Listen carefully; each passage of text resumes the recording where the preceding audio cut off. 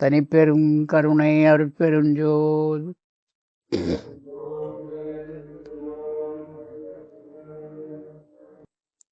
அன்பு ஆண்மையம் கொண்ட அன்பு உள்ளங்களே, உள்ள அனைவருக்கும் மாலை வந்தனம். எல்லா வல்ல அருட்பெருஞ்சோதி ஆண்டவர் அருட்பிரகாச வள்ளல் பெருமான் அவர்கள் தியானத்தை பற்றி நிறைய உபதேசங்கள் செய்திருக்கின்றார்கள். அதிலே சென்ற வாரத்துக்கு முந்தைய வாரம் பார்த்தோம், தியானம்னா என்ன அப்படின்னு பார்த்தோம். அதில் தொழூர் வேலாய மொழியார் அவர்களுக்கு டைரியில் எழுதியிருந்த அந்த குறிப்பை பார்த்தோம். சுத்த சன்மார்க்க தியானம் அப்படின்னு வள்ளல் பெருமான் சொன்னது, தியானம் செய்ய வேண்டுமானால் ஏதாவது உருவத்தை தியானிக்க வேண்டும். ஏதாவது ஒரு உருவம், அருவமாக தியானிக்க முடியாது. சிலர் சொல்லுவாங்க, அருவமாக தியானித்தல், உருவமற்ற ஒன்றை எவ்வாறு தியானிப்பது? முடியாது. அதுதான் வள்ளல் பெருமான் என்ன சொன்ன வராரு, நாம் ஏதாவது ஒரு பொருளை தான் தியானிக்கும் பொருளாக கருத வேண்டும். முன்பே பார்த்தோம், இந்த யோக சூத்திரம் அப்படின்னு சொல்லி பதஞ்சலின்னு ஒரு முனிவர், வியாக்கிரபாதர்னு ஒரு முனிவர், இருவரும் இந்த நூலை எழுதியதாக ஒரு தாத்பரியமான ஒரு கதையில் நிலவி வருகிறது. பதஞ்சலி மட்டும்தான் யோக சாஸ்திரம் எழுதினார். வியாக்கிரபாதர் பதஞ்சலி. பதஞ்சலி அப்படின்றவர் யாரு? வியாக்கிரபாதர் என்பால் புலிக்கால் முனிவர். ஒரு மனிதனுக்கு புலிக்கால் இருக்குமா? புலிக்கால் முனிவர் எழுதினார். அடுத்து பதஞ்சலி, அவர் யாருன்னு சொன்னால், பதஞ்சலின்னு சொன்ன பாம்பு. தலை மனிதன் தலை, உருவம் பாம்பு, அது பதஞ்சலி. அப்படிப்பட்டவர் இருந்திருப்பாரா? பதஞ்சலி என்பவர் பாம்பு உரு கொண்டு இருந்திருப்பாரா? வியாக்கிரபாதர் என்பவர் புலி நகங்களோடு புலி கால்களோடு இருந்திருப்பாரா? இந்த கேள்விகள்லாம் நம்ம போகாமல், இந்த சூத்திரம் அது என்ன சொல்ல வருது அப்படி சொன்னால், ஒரு பிள்ளைங்களுக்குள்ளே பிடிச்சி விளையாடுறாங்க, கட்டி பிடிக்கிறான், விடாத அவனை அப்படின்றார். நல்ல கெட்டியமாக பிடி அப்படின்னு சொல்லுவார் சிலர். அவனும் இருக பற்றிக்கொள் அப்படின்வார் மற்றொருவர். கெட்டியமாக பிடின்னு சொல்கிறதும் தமிழ் தான், இருக பற்றிக்கொள் அப்படின்றதும் தமிழ் தான். இன்னொருத்தர் என்ன சொல்ல வராரு, உடும்பு பிடி மாதிரி பிடிடா அப்படின்வார். எப்படி? உடும்பு பிடி பிடிக்கிறான். இந்த உடும்பு ஓமானம் ஓமேன்னு சொல்லுவாங்க. அந்த பிடிக்கிற பிடிக்கு ஒரு அர்த்தத்தை கொடுத்தார்கள். ஏன்னா உடும்பு என்பது கேள்விப்பட்டிருக்கிறோம், வழி வழியாக கதைகள் நம்ம பெரியவங்க நமக்கு சொல்லி கேட்டிருக்கிறோம். அந்த காலத்தில் திருடர்கள், மிகப்பெரிய திருடர்கள், ஒரு மாளிகையெல்லாம் திருடணும் அப்படின்னு நினச்சிட்டாங்கன்னா, இந்த உடும்பை வளர்த்து அந்த உடும்பினுடைய இடுப்பில் வளையம் போட்டு கயிறு கட்டியிருப்பாங்க. அந்த கயிறு கனமானதாக இருக்கும். அந்த உடும்பை சோத்து மேலே விடுவாங்க. அது ஏறி மேலே போய் உள்ளே உட்காந்துரும். அந்த உடும்பினுடைய பலம் என்ன? அது தரையை பற்றி கொள்ளும். இவன் திருட போகிறவன் அந்த கயிறை பிடிச்சிட்டு மேலே ஏறிடுவான். அந்த உடும்பு அங்கேயே இருக்கும், திரும்ப இறங்கி வருவான். அந்த அளவுக்கு உடும்பு பலம் வாய்ந்தது அப்படின்னு தெரிய வருது. அதை பிடிக்கி சொல்லுவாங்க, உடும்பு பிடி அப்படின்வாங்க. இந்த உடும்பை அந்த இடத்துல ஓமானம் ஓமேயம் கொடுத்து எழுதுகிறாங்க. அதுபோல் இங்கே பதஞ்சலியார் வியாக்கிரபாதர் அப்படின்னு சொன்னால், புலி எப்படி ஒரு பொருளை, அதாவது ஒரு ஆடு அல்லது மாடு அல்லது மான் ஒரு குறி வைக்கும், இதை தான் பிடிக்கணும் அப்படின்னு சொல்லி, அது பின்னாடியே போயிட்டுருக்கும். அந்த உணவின் மீது குறியாக தான் போகுமே தவிர, பக்கத்துலேயே அதே போல் ஒரு ஜீவன் இருக்கும், அந்த எண்ணத்தை மாற்றி அதை பிடிப்புன்னு போகாது. அது எவ்வளோ ஃபாஸ்ட்டாக எவ்வளோ வேகமாக போயிட்டு இருந்தால் அது கூடவே போகும். இடையிலே ஏதோ எத்தனையோ இருக்கும், அது வேலை போகாது.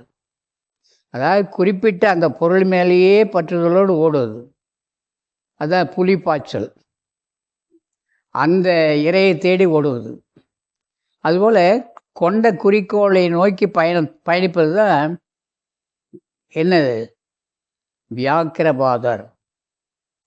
அப்படியே ஒரு பிடிவாத குணம்.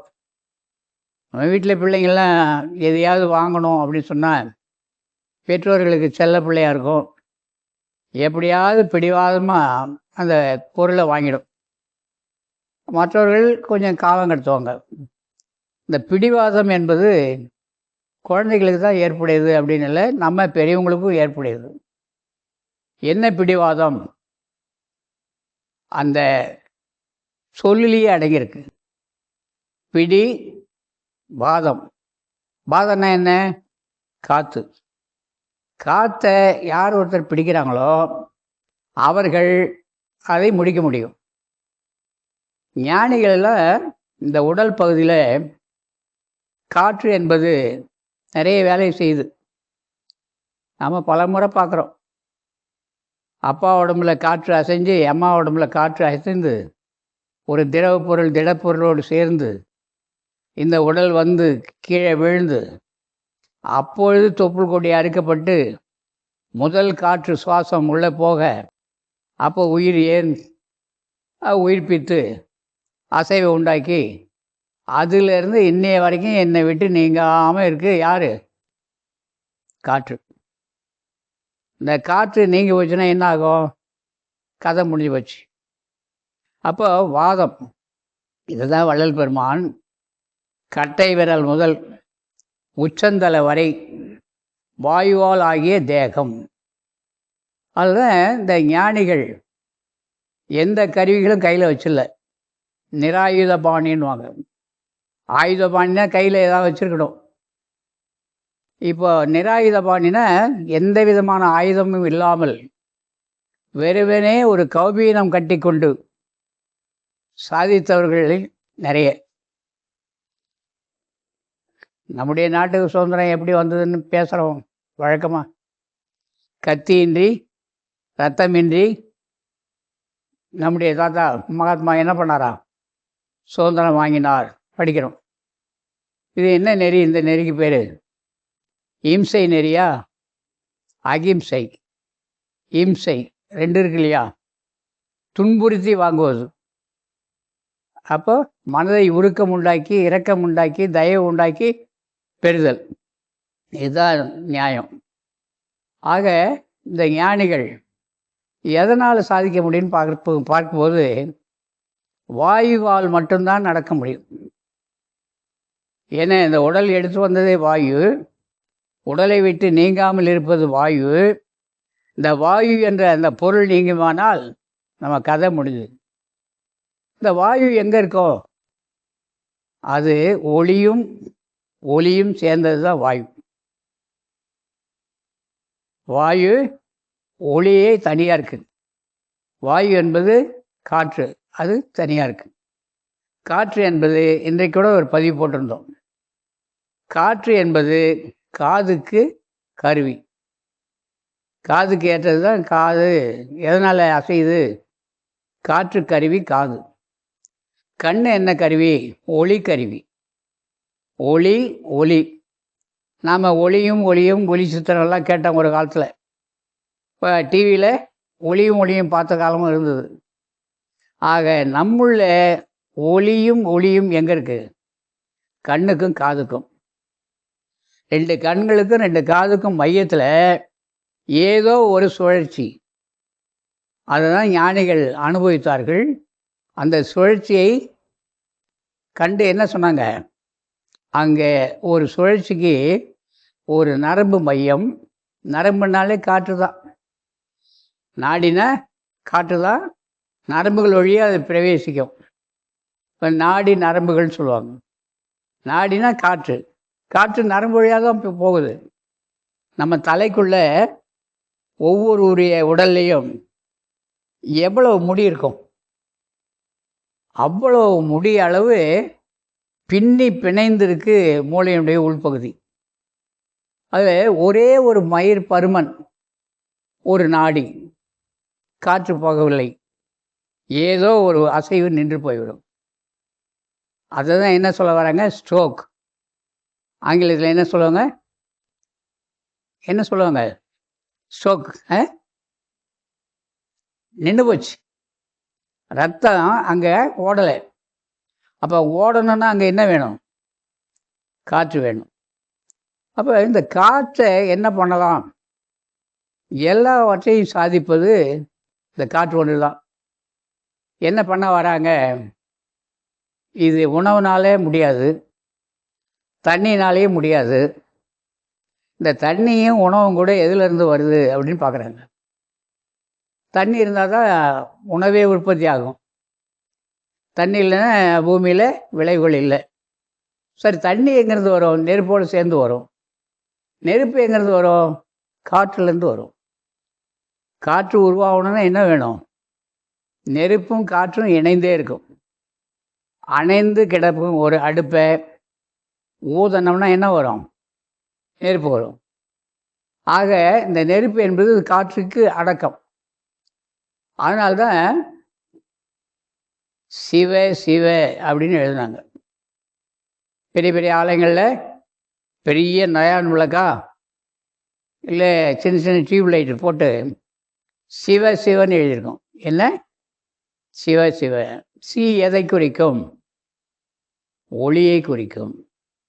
வா எதை குறிக்கும், காற்றை குறிக்கும், வழி. அப்போது தெரிஞ்சோ தெரியாமலோ கோயில் உள்ள போகிறோம், அங்கே இருக்கிற அர்ச்சகரை நம்ம கேட்கணும். இந்த சீயும் வாவை மட்டும் போட்டிருக்காங்க. தமிழில் எத்தனை எழுத்து இருக்குது, உயிர் எழுத்து இருக்குது, மெய் எழுத்து இருக்குது, ஆயுத எழுத்து இருக்குது, வல்லினம் மெல்லினம்னு நிறைய படிக்கிறோம், இலக்கணம் இலக்கியம் பார்க்குறோம்.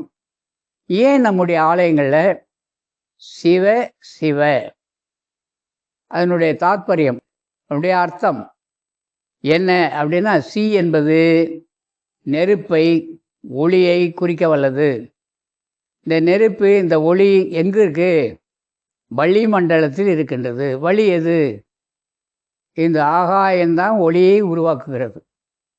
அந்த ஸ்பேஸு சொல்லுவாங்க, வெற்றிடம் சொல்லுவோம், வெளி. வள்ளல் பெருமான் பெருவெளின்னு எழுதுவார். இந்த நெற்றி பகுதியில் தான் இந்த வெளி. இந்த சுவாசத்தை எங்கே நிறுத்தினாலும் ஒவ்வொரு வேலையை செய்யும். நம்ம கால் பகுதியில் போச்சு நடக்க ஆரம்பிக்கிறோம், காலை அசைக்கிற வேலையை நரம்பு மையங்கள் செய்யும். இந்த நரம்புகளுக்கு தேவையான காற்று அங்கே போனால் தான் அது அசையும், இல்லைன்னா அசையாது. அசையில் அப்படின்னா இழுத்து பிடிச்சிருக்கு நரம்பு, அது சூடு ஏற்றும்படி என்னவோ பண்ணுறாங்க. தேய்த்தல், பிடித்தல், அமுக்குதல், நீவுதல், இதெல்லாம் சூடுள்ள பொருள்களை தடவி செய்யும்போது காற்றோட்டம் அங்கே பிரவேசிக்கும். காற்று அங்கே போன உடனே இந்த கால் என்ன பண்ணுது, வீக்கம் இல்லாமல் போகுது, நடக்க ஆரம்பிக்குது. அப்போ இந்த காற்றுக்கு ஏன் குறை வருகிறது, நாம் உணவை தவறாமல் எடுக்கிறோம், தண்ணீரை தவறாமல் கொடுக்குறோம், காற்று எடுக்கிறது வழி தெரியல, அதுவாக போகுது அதுவாக வருது, அது மேலே நம்ம கவனம் இல்லை. இந்த காற்று ஒன்றை வைத்து எல்லாவற்றையும் சாதிப்பார்கள். இந்த காற்று இந்த வெளியில் இருக்கிற, அதுதான் வள்ளல் பெருமான் எழுதுவார், உள்ளேயும், அதாவது உள்ளும் புறமும் வெளியிலேயும் ரெண்டு இடத்துலையும் என்ன இருக்குன்னு கேட்குறார். உள்ளும் புறமும் என்ன இருக்குது, உள்ளும் புறமும் காற்று, வாயு. அந்த உள்ளும் புறமும் வள்ளல் இருக்க. அப்போ உள்ளும் புறமும் வள்ளல் யாரு சொல்லுங்க பார்ப்போம். பாரி வள்ளலா, வில்வில் ஓரியா, யாரு, வாயுதான். இதை சூசகமாக வள்ளல் பெருமான் சொல்லியிருக்காரு. உள்ளும் புறமும் வள்ளல் இருக்க வாட்டம் ஏன்? இந்த வள்ளல் உள்ளே போனாதான் நான் எதையும் கொடுக்க முடியும். வெளியில அந்த வள்ளல் இருக்காரு, எனக்கு உள்ளேயும் இருக்காரு. அதனால் உள்ளும் புறமும் வள்ளல் இருக்க வாட்டம் ஏன்? இந்த வாட்டம் எதனால் வருது? அதனால் ஞானிகள் என்ன செய்கிறாங்க, இந்த காற்று அது காலில் சொன்ன ஒரு அழுத்தம் உண்டாகி நரம்பு மையம் சீராகலை, காற்று போகலை, காலில் வலி உபாதைகள் வருது. ஒரு மயிர் இழை பருமன், அந்த நரம்புக்குள்ளே காற்று போகலை, ரத்தம் போகலை, போகாதனால ஸ்ட்ரோக்குன்னு ஒரு தடை வருது. எந்த இடத்துல நடந்ததோ அதுக்கு தகுந்த பொருள் அங்கே கீழே வேலை செய்யாது. ஆக இதுக்கு காரணம் காற்று. ஆக இந்த காற்று ஒவ்வொரு இடத்துல ஒவ்வொரு வேலை செய்யுது. நம்ம வாயை திறக்கணுன்னா காற்று தான். இதை எழுதியிருக்காங்க, 72,000 நாடி. காற்று எத்தனை பகுதி இருக்கு? 1 இல்லை 2 இல்லை, 72,000 நாடி. அந்த நாடின்னா காற்று. காற்று உள்ளே போகும்போது ஒன்று தான், வெளியே வரும்போது ஒன்று தான். ஆனால் 72,000 நாடின்னு எழுதியிருக்காங்க. இது எவ்வாறு அவர்கள் அறுவை சிகிச்சை பண்ணி பார்த்தாங்களா, இல்லை லேபில் அதாவது ஆராய்ச்சி கூடத்தில் போய் இதை பண்ண முடியுமா? ஒளிப்படம் இதெல்லாம் எடுத்து பார்த்தார்களா? இல்லை. அவர்கள் பார்த்ததெல்லாம் உள்ளே பார்த்து உங்களை நிர்ணயம் செய்கிறார்கள். என்ன, உள்ளே போய் வெளியே வருகின்ற இந்த சுவாசமாகப்பட்டது நம்முடைய மூளையினுடைய பகுதியெல்லாம் தொடுது. இங்கே எவ்வளவோ பதிவுகள் இருக்கு, கொஞ்சம் பதிவு இல்லை, அளவிட முடியாத பதிவுகள் மேலே இருக்கு. அதை யோக சூத்திரம் என்ன சொல்ல வருகிறது? இந்த பூமிக்கு மேலே ஆகாயம், பூமியை சுற்றிலும் உள்ளது ஆகாயம். மேலே ஆகாயத்தில் என்ன இருக்குது? சூரியன் இருக்குது, சந்திரன் இருக்குது, இது இல்லாமல் நட்சத்திரங்கள் இருக்குது. இந்த உடலும் அத்தன்மை வாய்ந்தது தான். இந்த அண்டத்தை பார்க்கலாம், இந்த பிண்டத்தை பாருங்கள். இந்த பிண்டத்தில் அண்டம் பிண்டம் 2 இருக்குது. இந்த பிண்டமாகிய இந்த உலகில் அண்டமாகிய ஆகாயம் உள்பட, சூரியன் சந்திரன் உள்பட இந்த பூமிக்கு அதெல்லாம் அண்டம். உடல் எடுத்த எனக்கு உங்களுக்கும் கழுத்துக்கு கீழ்ப்பகுதி பிண்டம். பிண்ட உற்பத்தி எங்கே ஆகுது? தசை உடம்பு எங்கே உற்பத்தி ஆகுது? கழுத்து கீழே தான். இது பிண்டம். கழுத்துக்கு மேல் பகுதி அது அண்டம். அண்டம் பிண்டம், அண்டம் பிண்டம் இது ரெண்டையும் ஒன்றா இணைச்சி வச்சிருக்கிறது யாரு? சரமாகிய சரம் அசரம். காற்று நிற்கும், காற்று ஓடும். அதனால்தான் சர அசர அபரிமித ஒரு வார்த்தை வருது அகவுள்ள, அபரிமித வரும். ஆக இதை ரெண்டையும் இணைக்கிறது காற்று. அண்டத்திற்கும் பிண்டத்திற்கும் துணையாக இருக்கிறது காற்று. இந்த காற்று ஒவ்வொரு இடத்துல ஒரு வேலை செய்யுது. 72,000 சொன்னாங்க. அதன் பிறகு அதிலே முக்கியமானது 10ன்னு பிரித்தார்கள். இதை ஆயுர்வேதா படிக்கிறவங்க கேட்டால் சொல்லுவாங்க, சித்தா படிக்கிறவங்கள கேட்டால் சொல்லுவாங்க. மற்ற வைத்திய நூல்களில் இதை பார்க்க முடியாது. அதெல்லாம் தொப்புளுக்கு கீழே 72,000 நாடின்றது பொய்யான ஒரு தகவல் இன்றைய விஞ்ஞானம் சொல்லும். ஆனால் நம்முடைய மெய்ஞானிகள் எழுதிட்டாங்க. அதன் பிறகு அதில் முக்கியமானது 10. அதுக்கு பேர் என்ன? தசன்னா 10. தசன்னா 10. அந்த 10 நாடிக்கு முக்கியமாக கொடுக்குறாங்க. தச நாடி தசவாயு. இந்த தசவாயுவும் என்ன பண்ணுது அப்படின்னு எழுதிட்டோம். முன்னாடி 96 தத்துவங்களை பார்த்தோம். கண்ணுக்கு ஒரு நாடி போகுது. அந்த நாடிக்கு என்ன பேர் வச்சுருக்காங்க? சித்தாவிலையும் ஆயுர்வேதாவிலையும் கூர்மன். என்ன நாடி? கூர்மம். கூர்ம அவதாரம் கேள்விப்பட்டிருப்பீங்க. கூர்மனை யாருங்க? பன்றியினுடைய செயல் என்ன? அதனுடைய மூக்கு இருக்குல்ல, அதுக்கு எவ்வளோ பலம் தெரியுமா? மூக்கில் பலம் உள்ளது எது? வண்டி 4 அடி 5 அடி ஆழம் கூட எடுக்கும் பள்ளம், மூக்காலே எடுக்கும். அதில் சேத்துக்குள்ளே போகும். மூக்கில் கொஞ்சம் கூட சேறு இருக்காது. சேத்துக்குள்ளே இருக்கிற கிழங்கை மட்டும் எடுக்கும், சேறு உள்ளே போகாது. அந்த சுவாசத்திலே கூர்மன்னு கொண்டு வந்தாங்க. அந்த கூர்மனை ஒத்த நாடி நம்முடைய கண்களில் இருக்குது. இந்த கண்களை வெல்லணும், இதையும் ஒரு தியானம். அந்த பயிற்சிக்கு அக்க யோக சாதனைன்னு வள்ளல் பெருமான் பேர் கொடுத்துருக்காரு. என்ன பேர் சாதனை? அக்க யோகம். எவ்வளோ யோகத்தை பற்றி பதஞ்சலியார் எழுதியிருக்காரு. பதஞ்சலியார் எழுதாத ஒன்றை வள்ளல் பெருமான் அக்க யோக சாதனை அப்படின்னு எழுதுகிறார். அக்க யோக சாதனைன்னா என்ன? 5ஆம் திருமுறையில் வள்ளல் பெருமானுடைய கருத்தை வெளியிட்டிருக்காங்க, வாங்கி படிங்க. ஆனால் நாம் நேராக போவோம். இப்போது இந்த கண்களை அசைவற்ற பார்வைக்கு கொண்டு வர வேண்டியது நம்முடைய கடமை.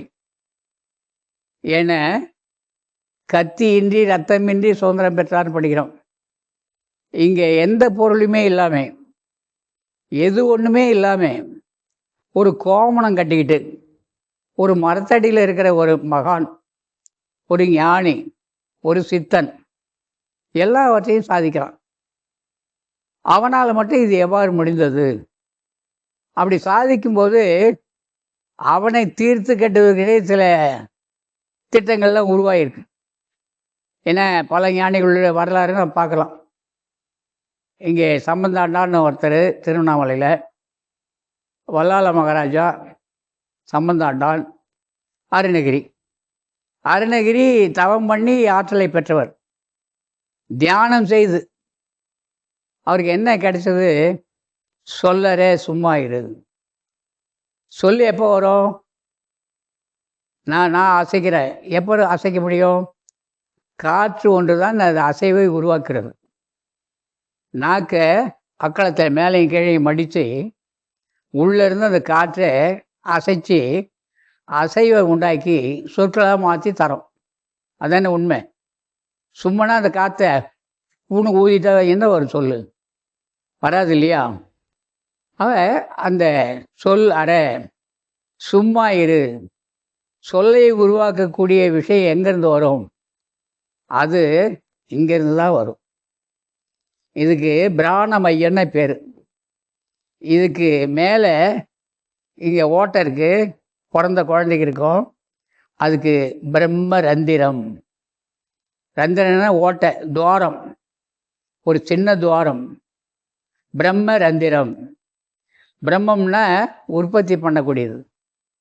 அப்போது அசைவை உருவாக்கக்கூடிய, நம்முடைய பிராணனை உருவாக்கக்கூடிய ஒரு மையம் எதுன்னா நெற்றிக்கு உள்ளே உச்சிக்கு, நெற்றிக்கு நேரே, நெற்றிக்கு நேரே நிறைந்த ஒளிகாணில் முற்றும் அழியாது உடம்பு. நம்ம என்ன பண்ணணும் தியானம் அப்படின்னா, நெற்றிக்கு நேரேன்னு இவங்களெல்லாம் பார்த்து எழுதியிருக்காங்க. ஆனால் நாம் பார்க்குறோம், எத்தனை வருஷமாக பார்க்குறோம். ஒளி தெரிந்ததா? அங்கே நிறுத்துவோம், ஆனால் ஒளியை நினைக்க மாட்டோம். வேற எதையோ நினச்சிக்கிட்டு இருப்போம். அப்புறம் எப்படி தியானம் கூடும்?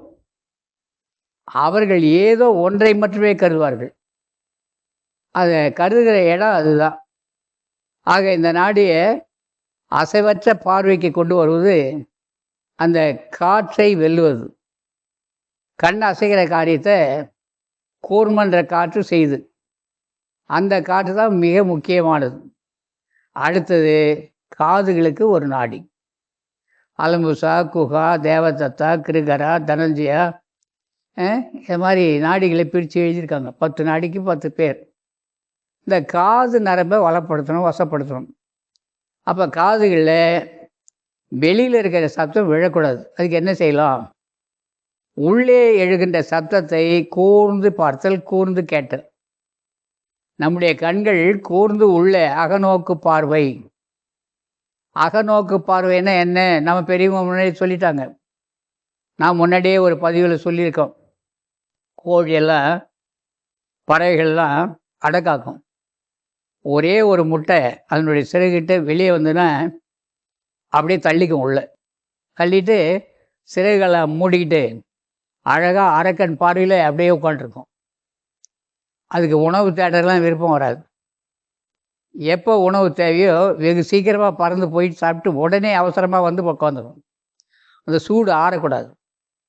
அப்போது இப்போ விஞ்ஞானம் என்ன பண்ணுச்சு, இன்குபேட்டர் அப்படின்னு சொல்லி ஒரு ட்ராயர், அதில் கோழியினுடைய உஷ்ணம் மின்சாரத்தை சொருவி அந்த சூடை அந்த ட்ரேவில் தட்டில் உருவாக்கி முட்டைகளை அடுக்கி உள்ளே சாத்திட்டு மின்சாரத்தை கொடுத்து 21 நாள் கழிச்சு இழுத்தா உள்ளே என்ன வருது, கோழி குஞ்சாக வருது. அப்போ நம்முடைய மூளை எவ்வளோ வேலை செய்யுது. ஒரு மின்சாரத்தை இந்த சூட்டை உருவாக்கும்போது ஒரு கோழி குஞ்சு வருது. அப்பா உடம்புலேருந்து போன அந்த நீர் தாய் உடம்புல இருக்கிற கருமுட்டையோடு சேர்ந்து ஒரு உஷ்ணத்தில் அது என்ன ஆகுது, ஒரு குழந்தையா நீங்களும் நானும் உருவாகிறோம். ஆக அந்த உஷ்ணம் குறைஞ்சாலும் போச்சு. அந்த உஷ்ண குறைபாடு வருகின்ற போது தான் கருச்சிதைவு. அதுக்கு ஆங்கிலத்தில் சொன்ன அபார்ஷனை ஏனால் வந்தது சித்தா ஆயுர்வேதா சொல்லும். அதனால்தான் கர்ப்பிணி ஸ்திரீகள் சூடுள்ள உணவுகளை உண்ணக்கூடாதுன்னு சட்டம். அது கர்ப்பகோள சாஸ்திரத்தில் எழுதியிருக்காங்க. ஆக நம்முடைய முன்னோர்கள் எதையும் விட்டு வைக்கவில்லை.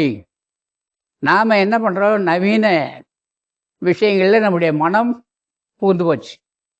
அதனால் அதெல்லாம் நம்ம மறுக்கிறோம். ஆக இந்த கூர்ம நாடியை ஜெயித்தல். அதனால தான் கண்ணும் காதும். வள்ளல் பெருமான் சொல்லுவார், கண்களால் நீங்கள் யோகி ஆகணும், இருந்த இடத்துல இருந்தே நீங்கள் எல்லாவற்றையும் சாதிக்க வேண்டும், நீங்கள் மிகப்பெரிய சாதகனாக மாற வேண்டும். சாதித்தல் என்பது என்ன? கல்யாணம் பண்ணிக்கிறது, பிள்ளை பெற்றுக்கிறது, கல்யாணம் பண்ணுறது, பிள்ளைங்களுக்கு பேரம்பேத்தி எடுக்கிறது, நோய் வந்து படுக்கிறது, செத்து போகிறது. இதுதான் நம்முடைய என்னது, இதுதான் நம்முடைய இதுதான் பண்ணிகிட்டு இருக்கோம். ஆக ஞானிகள் சொல்லுவாங்க, எங்கேருந்து வந்த, எதுக்காக வந்த, எத்தனையோ பிறவி, இந்த மனித தேகம் லேசில் வராது, இது நீ கேட்டு வரல, அதனால் இதுக்குள்ளே இருக்கிற இதை தெரிஞ்சுக்கோ. சரி, தெரிஞ்சிங்கன்னா என்ன ஆகும், மரணமில்லாத ஒரு வாழ்க்கை உண்டுன்னு எழுதுகிறாங்க. பிறப்புன்னு இருந்தால் இறப்பு, இறப்புன்னு இருந்தால் பிறப்புன்ட்டாங்க. ஆனால் வள்ளலாரும் அதை ஏற்றுக்கொள்ளவில்லை. நம்முடைய சித்தர் பெருமக்களும் அதை ஒத்துக்கொள்ளவே இல்லை. மரணம் நமக்கு இல்லைன்னு எழுதுகிறாங்க. ஏன்னா இந்த மரணத்துக்கு காரணமாகவும் காரியமாகவும் இருக்கிறது உணவு இல்லை. கடைசியாக 98 வயசு சாக பிழைக்க, சாவா பிழைப்பா அப்படின்னு கிடக்குதுன்னுவாங்க. அது ஏன் தான் கிடக்குதே தெரியல. இழுபறியில் இருக்குது, போயும் சேரல. ஆனால் அந்த நேரத்துலேயே அதுக்கு பசின்னு சொல்லும். இல்லைனாலும் இருக்கிறவங்க கொஞ்சம் தண்ணி, திரவ பொருளாக எதையாவது வாயில் ஊற்றிக்கிட்டே இருக்காங்க. ஏன்னா கொஞ்சம் நாளைக்கு அந்த உயிர் நிற்கட்டுமேனு. ஆக இந்த சுவாசம் நின்று போச்சுன்னா செத்து போயிட்டாரு. அப்போது இந்த இழுபறி இல்லாமல் இருக்கணும் அப்படின்னா இந்த காற்றை கணக்காக கடைபிடிக்கணும். அதனால்தான் ஞானிகள்லாம் இந்த காற்று நமக்கு பயனுள்ளதாக, எவ்வாறு கை காலெல்லாம் அசைக்கிறோம், உள்ளே சேரின உறுப்புகளை இயக்குது, இந்த கல்லீரல், மண்ணீரல், பெருங்குடல், சிறுகுடல், பித்தப்பை எல்லாத்தையும் இயக்கிட்டு இருக்கு. நம்ம கேட்காமலே வேலை பண்ணிகிட்டு இருக்கு. இதையெல்லாம் பண்ணுறவர் மேலே இருக்கிற தலைக்குள்ளே இருக்கிற அத்தனையும். அந்த தலைக்குள்ளே என்னெல்லாம் இருக்குது நம்ம அதெல்லாம் தெரிஞ்சிக்க வேண்டிய அவசியம் இல்லாமல் வெளியில் எல்லாத்தையும் தெரிஞ்சுக்கணும். நமக்குள்ளே என்ன இருக்குன்னு நம்ம தெரிஞ்சுக்கிறதே இல்லை. ரொம்ப பேர் நம்ம வீட்டில் என்ன நடக்குதுன்னு தெரியறதில்ல. எதிர் வீட்டில் நடக்குது, பக்கத்து வீட்டில் என்ன நடக்குது, தோட்டத்து வீட்டில் என்ன நடக்குது, இதை ரொம்ப கவனமாக பார்ப்பான். அவன் வீட்டில் என்ன நடக்குது தெரியாது. நம்ம வீட்லையா நடந்தது, எனக்கே தெரியாது, இப்படி நடந்துதா. அப்போ கவனம் பூரா உள்ளே போகல. இந்த கவனத்தில் கண்கொண்டு காண்கின்ற மூடர்கள் அகத்தில் கண்கொண்டு காண்பதே ஆனந்தம். தாய் தன் மனானலோடு ஆடிய சுகத்தை சொல்லென்றால் சொல்லுமாறு எங்கனே. இதுதான் அனுபவம். நீங்கள் முயற்சி செய்து நீங்கள் இந்த காற்று பகுதிக்கு போய், இந்த காற்று ஆகாய பகுதியில் தான் இருக்குது. இந்த ஆகாயத்தில் இருக்கிற காற்றை வசப்படுத்த வேண்டுமானால் நம்முடைய உடல் பகுதியில் ஆகாய பகுதி இதுன்னு தெளிவாக நம்ம முன்னோர்கள் எழுதிட்டாங்க. அப்போ அந்த ஆகாயத்தில் என்ன பண்ணணும்? வெளின்னா வெற்றிடம்னா ஒளி தான். அப்போ நினைவை நிறுத்தி பார்க்கின்ற போது கோடி சூரிய பிரகாசமான ஒரு காட்சி தெரியும்னு எழுதியிருக்காங்க எல்லா ஞானி. மாணிக்கவாசகர் பார்த்துட்டு சொல்கிறார், கேழில் பரஞ்சோதினார் அவர். நீ இந்த உலகத்தில் இருக்க எல்லார் மேலேயும் பாசம் வைக்காத, உள்ளே இருக்க பரஞ்சோதி மேலே பாசம் வை. பாசம் பரஞ்சோதிக்கு என்பாய். ஆக உள்ளே இருக்கிற அந்த ஒன்று நாம் பார்த்தோன்னா அது என்ன செய்யும்? நம்மை பார்க்கும். நான் உங்களை பார்த்தா நீ என்ன பார்க்குறீங்க இல்லையா? இப்போ நாம் உள்ளே பார்த்தா அது நம்ம பார்க்கும். நம்ம எங்கே பார்க்குறதுக்கு நேரம் இல்லையே. மொபைல் பார்க்க நேரம் இல்லை, பத்தலை. டிவி பார்க்க நேரம் இல்லை, பேசிக்கிட்டு இருக்க நேரம் கிடைக்கல, சாப்பிட நேரம் இருக்கா எனக்கு? மௌனை என்ன பண்ண போகிறீங்க? நீ சாப்பிடாத வேலைக்கு அப்படி என்ன உனக்கு வேலை? சம்பாதிக்கிறதே சாப்பிட்றதுக்கு தான். மருத்துவர் சொல்ல, வேலை கட்ட வேலை சாப்பிடாதீங்க. என்னங்க ஐயா செய்கிறது? உங்களை மாதிரி வேலைக்கு சாப்பிட முடியும் நம்மால்? காடு கழனி வீடு வாசல் உழைப்பு இப்படி ஒரு சாக்கு போக்கலாம். சாப்பிட்றது கூட வேலைக்கு சாப்பிட்றதில்ல. வீட்டில் இருக்கிறவங்களே அப்படி தான். எல்லாருக்கும் செய்யும், சாப்பிடாது. மத்தியானம் செய்யும், சாப்பிடாது. ஏன்னா சாப்பிட நேரம் இல்லைன்னும். அப்புறம் ஒரு நாளைக்கு படுத்துக்கோங்க. ஆக நாம் கவனிக்கணுன்றது தான் வள்ளலாருடைய நோக்கமே. ஒவ்வொரு கடித குறிப்பிலும் சொல்லுவார், இந்த தேகத்தை இழந்து விடாதே. இந்த தேகம் போனால் மீளவும் இந்த தேகம் வரும் என்கிற நிச்சயம் இல்லை. தெளிவாக இந்த தேகத்தில் தானே கடவுள் விளங்குகிறார். இந்த தேகத்தில் தான் கடவுள் இருக்கார். அதனால் இந்த கடவுளை நீ காலம் உள்ள போதே பார்த்துரு அப்படி சொல்லி இந்த கூர்ம நாடியை சொன்னோம். கண்களில் இருக்குது. அதனால் என்ன, இந்த அசைவற்ற பார்வைக்கு வந்ததும் கவனத்தை உள்பக்கமாக திருப்பி எல்லா நாடிகளும் 72 நாடி சொன்னேன். அந்த 72,000 10 முக்கியம். இந்த 10 ரொம்ப முக்கியமானது 3 எது? வலது பக்கம் ஓடுற சுவாசம் சூரியன், இடது பக்கம் ஓடுற சுவாசம் சந்திரன். இரண்டுக்கும் நடுவே என்ன இருக்கு? அக்னி.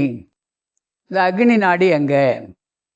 சென்ற வாரத்துக்கு முந்தைய வாரம் பார்த்தோம். நம்ம பூமிக்குள்ளேயும் ஒரு அக்னி நாடி இருக்குது. அந்த அக்னியை இது வரைக்கும் யாரும் அளக்கலை. இவங்க என்னென்னவோ அளக்கிறதுக்கு அளவுகோல்லாம் கண்டுபிடிச்சாங்க, அளவு கருவிகள் கண்டுபிடிச்சாங்க. எத்தனை கருவிகள் பண்ணாலும் அங்கே போனால் கருவியெல்லாம் கருகி போகுது. கிட்டத்தட்ட 12 கிலோமீட்டர் தூரம் ரஷ்யாவில் ஒரு ஆழ்துளை பண்ணாங்க. அந்த ஆழ்துளையை 12வது கிலோமீட்டர் தாண்டும் போது அந்த கருவிகள்லாம் உருகி போகுது. கருவியே இல்லை, அதுக்கு மேலே போக முடியாதுன்னு நிறுத்தி வச்சுருக்காங்க. இப்போ அங்கே என்ன நடக்கும்? அவ்வளோ பெரிய நெருப்பு பிழம்பா. அது எதனாலும் அளக்க முடியலன்னு ரஷ்ய விஞ்ஞானிகள் சொல்லிட்டாங்க. நம்முடைய உடல் பகுதியிலையும் ஒரு அருமையான அந்த நெருப்பு இருக்குது. மேலே எப்படி அண்டங்களுக்கு அப்பால் மிகப்பெரிய பிரகாசமான பெருவெளியில் அந்த ஒளி விளங்குகிறதோ, அதுபோல் நம்ம உச்சி பகுதியிலே ஒரு ஒளி விளங்குவதை பார்த்தார்கள். அது உச்சி பகுதியில், இந்த உச்சியிலே ஒரு ஒளி உண்டு. அதனால தான் கீழே ஒரு ஒளி. கீழே ஒரு ஒளியை பார்க்க முடியுமா? பார்த்தவர்கள் எழுதியிருக்காங்க. ஏன்னா தியானிக்கும் பொருள் நாம தான். நமக்கு உள்ளே இருக்கிற பொருள் என்ன பொருள்னு தெரியாமலே தியானம் செய்கிறதுனா என்ன தியானம் பண்ணுவீங்க? இந்த உடலில் ஒவ்வொரு உறுப்பினுடைய செயல்பாட்டுடைய மையம் இருக்குது. எருவிடும் வாசலுக்கு இரு விரல் மேலே, கருவிடும் வாசலுக்கு இரு விரல் கீழே, உருகிடும் சோதியை. என்னத்த? உருகிடும் சோதியை. சோதினா என்ன? ஒளி. உருகிடும் சோதியை உள்க வல்லார்க்கு. உள்க அப்படின்னா என்ன? அகப்பார்வையில் உள்ளே வாங்கணும். அது உள்ளே வாங்க முடியுமா? நாம் வெளியே தான் தள்ளி பழகியிருக்கோம். உள்ளே வாங்குவதற்கு நமக்கு பழக்கமில்லை, வழக்கமில்லை. டாய்லெட்டா? வெளியே தள்ளு. யூரின் ஒன்றுக்கு போதா? வெளியே தள்ளு. சரி, ஒன்றுக்கு போகிற வழியாக உள்ளுக்கு இழுக்க முடியுமா? முடியும், முடியும். அது வழியாக உள்ளுக்கு தண்ணி போகுமா? போகும். சரி, டாய்லெட் போகிற வழியா உள்ளே போகும். தண்ணி உள்ளே போகுமா? போகும். இதை பதஞ்சலி யோக சூத்திரத்தில் பார்க்கலாம். தண்ணியை உள்ளே இழுக்க முடியுமா? இழுக்க முடியும். இப்போ தள்ளுதல், உள்வாங்குதல். அப்போ எருவிடும் வாசலுக்கும் கருவிடும் வாசலுக்கும் இடையிலே ஒரு சோதி உள்ளது. அதை உள்க வல்லார்க்கு கருவிடும் சோதி கலந்து நின்றானே. மறுபடியும் அவனுக்கு பிறவி இல்லை, பிறவியற்ற ஒரு நிலையை அவர் அடைவார். அப்போ நமக்கு அங்கே என்ன இந்த மையம்? அங்கே என்ன? காற்று தான் வேலை செய்யுது. அந்த காற்றுக்கு தடை ஏற்படவே கூடாது. இப்போது வந்திருக்கிற பெரும்பாலான உணவுகள் அத்தனையும் வாயுவுக்கு தடையை உண்டாக்கக்கூடிய உணவுகள் தான். எப்போதும் நம்முடைய உணவில் எண்ணெய்ன்னு ஒன்று என்றைக்கு கண்டுபிடிச்சோமோ, எப்போ எண்ணெயை லிட்டர் கணக்கில் டின்னு கணக்கில் வாங்க ஆரம்பித்தோமோ, அப்பயே உடல்நலம் போச்சு. உடல்நல குறைவுக்கு முதலாவது காரணம் எண்ணெய் தான். எண்ணெயை விட்டு பாருங்கள், ஆரோக்கியம் அருமையாக இருக்கும். எப்படி விடுறது? குழம்பு, ரசம், எதில் இருந்தாலும் அந்த எண்ணெயை ஊற்றிட்டிங்கன்னா அதில் வர சுவையே வேறு. எண்ணெய் சேராத உணவு நல்லா இல்லை. எண்ணெய் எண்ணெய் எண்ணெய். ஆக இந்த தடை உள்வாங்குவது. கருவிடும் சோதி கலந்து நின்றானேன்ட்டார். மேலே காற்றை கொண்டு போய் நிறுத்தி கவனம் முழுவதும் ஆகாயம் என்று சொல்லக்கூடிய வெளிப்பகுதியை நிறுத்தி தொடர்ந்து பார்க்கிறார். பார்க்க பார்க்க ஒன்றும் புலப்படவே இல்லை. அதான் எழுதுவார், 8000 ஆண்டு யோகம் இருக்கணும். அந்த நினைவில் நின்றுக்கிட்டே உட்காந்துட்டு இருந்தானா 8000 வருஷம் உட்காந்துருப்பான். தேகத்துக்கு சிதைவு இருக்காது, ஆனால் அழிவு உண்டு. எப்போ அழிவில்லை? அந்த ஒளியோடு இந்த உடல் கலந்தால்தான் அழிவில்லை. அப்படி எப்போ கலக்கும்? 8000 ஆண்டு யோகம் இருக்கணும், கண்ணார் அமுதனை கண்டறிவார் இல்லை. உள்நாடி உள்நாடி உள்ளே ஒளியுறத்தான் நோக்கில் கண்ணாடி போல கலந்து நின்றானே. இந்த உடம்பு கண்ணாடி முன்னாடி நிற்கிற உருவம் என்ன பண்ணும்? கண்ணாடியில் இருக்கிற உருவத்தை ஏதாவது பண்ண முடியுமா? பண்ண முடியாது. இந்த உருவம் அப்படி ஆயிடும். அதுதான் அரு உருவம். கத்தி கொண்டு வீசினால் கத்தி நழுவும். அகத்தியர் அந்தரங்க தீட்சா விதின்னு ஒரு நூல். எதையாவது வாங்கி படிங்களேன். எதையும் படிக்க மாட்டீங்க. படிக்க நேரம் இல்லைல்ல? படிக்க நேரம் இல்லை. படிக்கணும், எல்லாவற்றையும் படிக்கணும். அகத்தியர் அந்தரங்க தீட்சா விதி. அவரை அழகாக சொல்கிறார். தீட்சைன்னா தொடருது. தீட்சா விதி உள்ளே போய் தொடுவதற்குரிய விதிமுறைகளை அழகாக அகத்தியர் எழுதி வச்சுருக்கார். வள்ளலார் சொன்னதையும் நம்ம பார்க்கவே இல்லை. எங்கேயோ எப்போயோ எழுதின அகத்தியர் எழுதின பார்க்க முடியுமா? நமக்கு நேரம் இல்லை அப்படின்னு சொல்லுவோம். அவர் இந்த தேகத்துடைய தன்மையை, பெருமான் பெற்ற பேற்றினை எல்லாம் அகத்தியர் தன்னுடைய பாடல்களிலே குறிப்பாக குறித்து வைத்திருக்கிறார். இந்த தேகம் நீங்கள் தியானம் பண்ண பண்ண கற்பூர தேகமாகுன்றார். கற்பூரம் மனம் வீசுன்றார். நிழல் போல உன்னுடைய உருவம் மாறிடும்ன்றார். அடுத்து தவம் பண்ண பண்ண நிழல் சாயை அற்று போகுன்றார். நிழல் சாயை அற்று போகும். வள்ளல் பெருமான் நடந்தாருன்னா நிழல் கிடையாது. அணுக்க தொண்டருடைய குறிப்பு சொல்லுது. எல்லாருடைய நிழலும் கீழே விழுமா, வள்ளலாருடைய நிழல் கீழே விழாதான். அதெல்லாம் என்ன தியானம் தான். எப்படி தியானிப்பது? வள்ளலார் எழுதிட்டாரு, இந்த உடல் பகுதியில் எப்படி தியானிக்கலாம்? பார்க்கப்படும் பொருளும் பார்ப்பவனும் கெடுவதுதான். அதுதான் தியானம் கூடுச்சு அப்படின்னா, நீங்கள் பார்க்கக்கூடிய அந்த பொருளும் பார்க்கிற நீங்களும் இல்லாது போவது என்னைக்கு? 6:52 சரி 7 தியானத்தில் உட்கார்ந்தோம். எவ்வளோ நேரம் ஆச்சு? உள்ளே கோடி சூரிய பிரகாசம் பார்க்குறோம், எண்ணிக்கிட்டே இருக்கிறோம். ஒரு கட்டத்தில் நீங்களும் இல்லாமல் போய், இந்த பிரகாசமும் இல்லாமல் போய் அப்படியே இருப்பீங்க. இது கிடைக்கிறதுக்கு சிலருக்கு 3 நாளில் கிடைக்கலாம், சிலருக்கு 30 நாளில் கிடைக்கலாம், சிலருக்கு 3 மாதத்தில் கிடைக்கலாம், சிலருக்கு 3 வருடங்களில் கிடைக்கலாம், சிலருக்கு 300 வருஷம் உட்கார்ந்தாலும் கிடைக்காது. ஏன்? அவர்களுடைய உணர்வை நினைவை நிறுத்தி பழகிறத பழக்கத்துலேயும் வழக்கத்துலேயும் தான் இருக்குது. ஆக உள்ளே அப்படி நோக்கும்போது என்ன வரும்? பார்க்கப்படும் அந்த ஒளியும் இல்லாமல் போகும், நீங்களும் இல்லாமல் போயிடுவீங்க. என்ன ஒரு 6 மணிக்கு தியானத்தில் உட்கார்ந்தாரு, 7 ஆச்சு, 8 ஆச்சு, 9 ஆச்சு, 10 ஆச்சு, 11 ஆச்சு, 12 ஆச்சு, விடிஞ்சும் போச்சு, அப்படியே இருப்பார். அப்படியே உட்காந்துருப்பாங்க, அசைவற்று இருப்பார். அந்த நிலையை கூடணும். அது எப்போ வரும்? அதுதான் சொல்லுவாங்க, அழகாக சொல்லுவாங்க. வள்ளல் பெருமாள் எழுதுவார், ஈரன் நிலன் எழுதுகிறார், தசை அப்படின்னு எழுதுகிறார். அவரும் வடக்கு சொல்லி வடமொழியெலாம் எடுத்து ஆண்டவர் பெருமானார். ஆக ஒன்றென இரண்டென பார்க்குற நீங்களும் பார்க்கப்படும் பொருளும் ரெண்டாக தெரியும். ஒன்றென இரண்டென, ஒன்று இரண்டென, அப்புறம் அதில் இல்லை அன்றென, உள்ள ஒளி மட்டும்தான் தெரியும். நீங்கள் இல்லாமல் போயிடுங்க. ஒன்றென இரண்டென, ஒன்று இரண்டென, இவை அன்றென ஜோதிதான், அந்த இடம்தான். சரி, அப்படியெல்லாம் இருந்தால் நமக்கு என்ன கிடைக்கும்?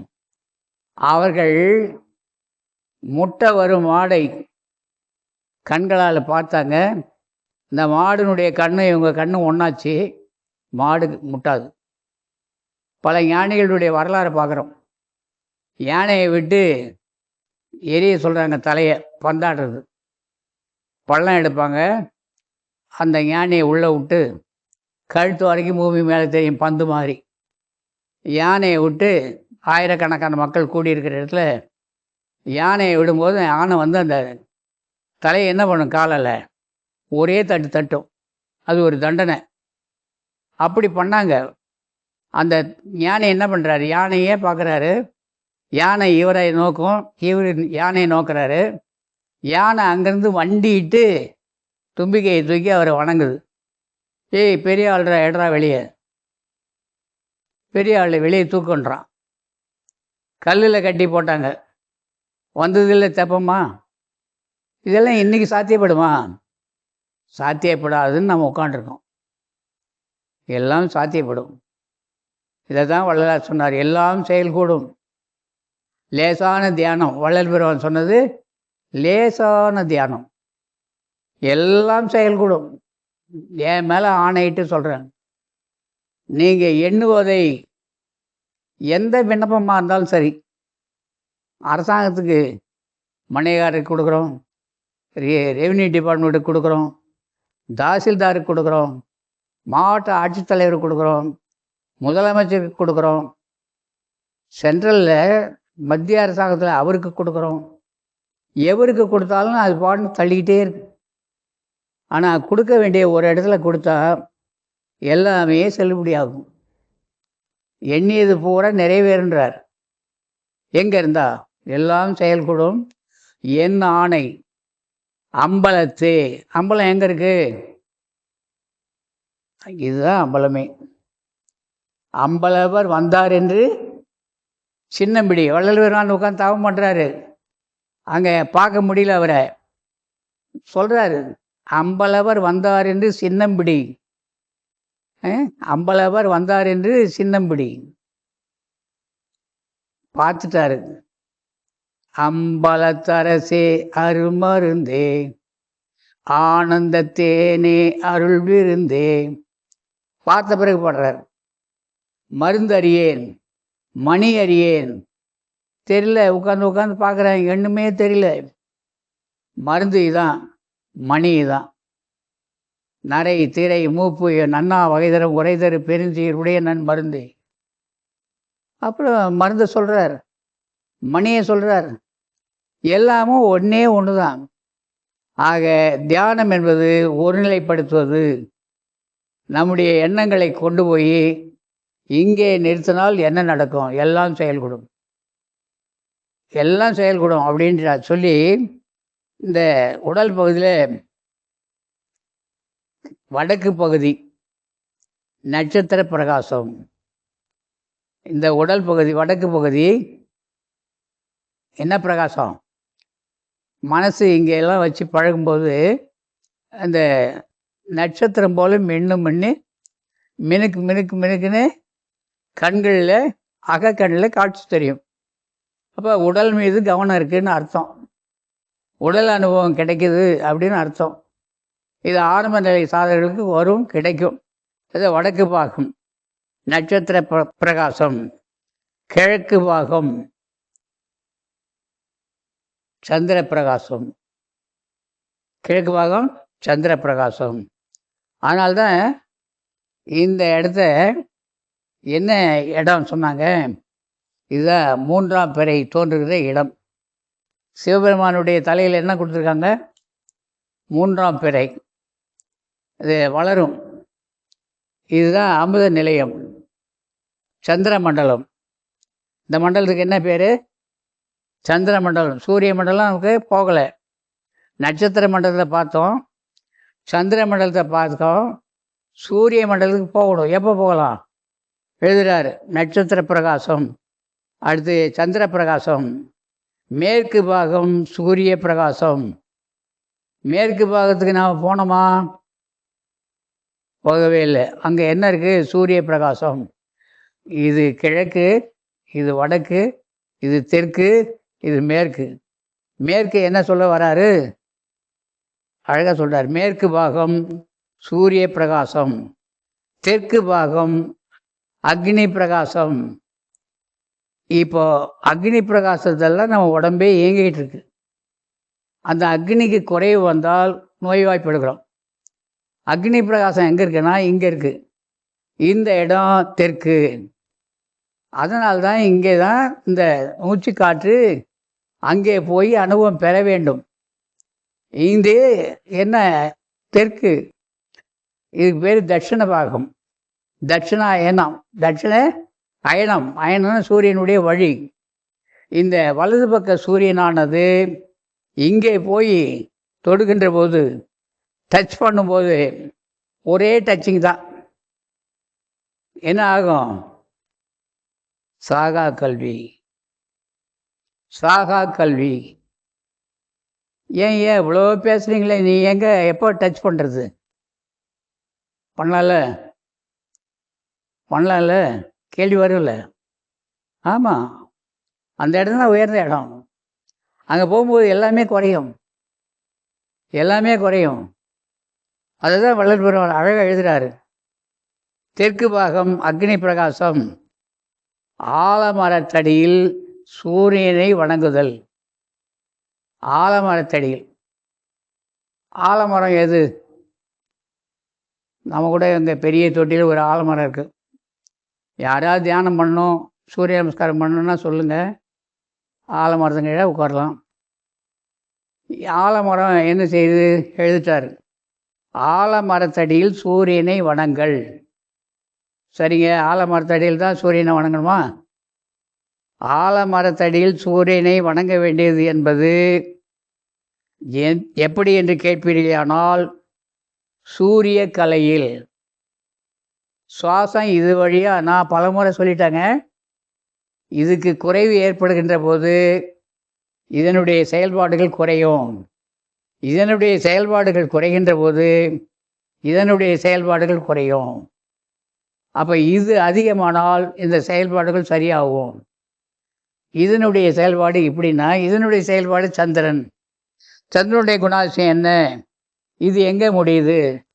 வலது பக்கம் முடியுது. இதனுடைய செயல்பாடு என்ன? இந்த பக்கம். எல்லாவற்றையும் ஆளுவது அவருடைய பொறுப்பு. அவரே பிரிச்சுக்கிறாங்க. நடுவில் இருக்கிற அக்னிக்கு என்ன வேலை? அதுதான் உயிர் நாடி. அதுதான் உயிர் நாடியே. அக்னி நாடி தான் உயிர் நாடி. நம்முடைய ஆண் உடம்புலையும் பெண் உடம்புலையும் உயிர் தோன்றுவதற்கு நடுநாடி முக்கிய பங்கு. இந்த நடுநாடியில் தான் எல்லாமும் இருக்குது. இந்த நடுநாடியை கூட இந்த உடம்புல ஒரு 4 அல்லது 5 நாட்களுக்கு முன்பு நம்முடைய மருத்துவர் தம்பி அன்பராமகிருஷ்ணகிட்ட ஃபோனில் பேசிட்டு இருக்கிறோம். அவரும் நானும் பேசும்போது சொன்னேன், இந்த இயற்கையினுடைய உடல் அமைப்பில் எல்லாவற்றையும் பக்கவாட்டிலெல்லாம் பண்ணிவிட்டு இந்த நாசி துவாரம் 2ஐயும் வாயு 1ஐயும் தொப்புள் பகுதியும் ஆண் அல்லது பெண்ணுடைய குறியும் மலத்வாரமும் ஜலத்வாரமும் ஏன் ஒரே கோட்டில் இருக்க வேண்டும்? ஏன் இப்போதான் யோசிக்கிறீங்களா? இது அட்சரேகையா தீர்க்க ரேகையா பூமத்திய ரேகையா? ரேகைலாம் நம்ம தான் போட்டிருக்கோம். இந்த ரேகை என்ன ரேகை? கையில் பார்க்குற ரேகை. இந்த உடல் பகுதியில் ரேகை, அது நடுநாடி. இதை தான் வள்ளல் பெருமான் உயிர் நாடின்னு எல்லா ஞானிகளும் எழுதியிருக்காங்க. அதனால் 2 மூக்கு துவாரங்களையும் பத்திரமாக பார்க்கணும். 2வது இருக்கிற துவாரம் வாய். அதை அடக்கி சாப்பிடணும், அடக்கி பேசணும். அடக்கி வாசிப்பா, இது அடக்க முடியல. ஏதாவது வாரம் இந்த மாதிரி பேசிகிட்டு இருக்கிறேன், ஏதாவது அடங்குதா? அடக்க முடியல. வாய்க்கு பூட்டு உண்டா? மூக்குக்கும் வாய்க்கும் பூட்டு இருக்கா? இல்லையே. ஆக மூக்கு வாய், அடுத்து நேர்கோட்டில் கீழே வந்தால் குறி இருக்குது. அப்போது ஒரு சின்ன கதை, ராமாயணம் படிச்சிருப்பீங்க, கேட்டிருப்பீங்க. ராமபிரான் தவம் ஏற்றுவதற்காக இடம் பார்க்குறார். லட்சுமணனை கூப்பிட்றார். லட்சுமணா, அண்ணா, நல்ல இடம் எங்கே இருக்குன்னு பாரு. இப்போ இருக்கிற தம்பி, இப்போ இருக்கிற அண்ணன்லாம் இல்லை. அவர் லட்சுமணனுக்கு அண்ணனாக இருந்தார், அந்த அண்ணனுக்கு லட்சுமணன் தம்பியாக இருந்தார் இல்லைங்களா? எங்கன்னாப்பா, ஒரு நாளைக்கு ஒரு பக்கம் போ. ஒரு அரிய காட்சி நீ தவம் பண்ணும்போது தியானம் பண்ணும்போது கிடைக்கும். நீ கிடைக்கும் காட்சியை மட்டும் வந்து எனக்கு விளக்கம் கொடுத்து சொல்லு. இது தவம் பண்ணுவதற்கு ஏற்ற இடமான்னு நான் நிர்ணயம் பண்ணுறேன். அப்போ ஒரு நாளைக்கு ஒரு பக்கம் போகிறார்.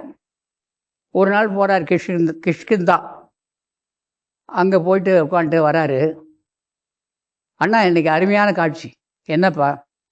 ஒரு நிர்வாணமாக ஒரு மனிதன் தோன்றினான்.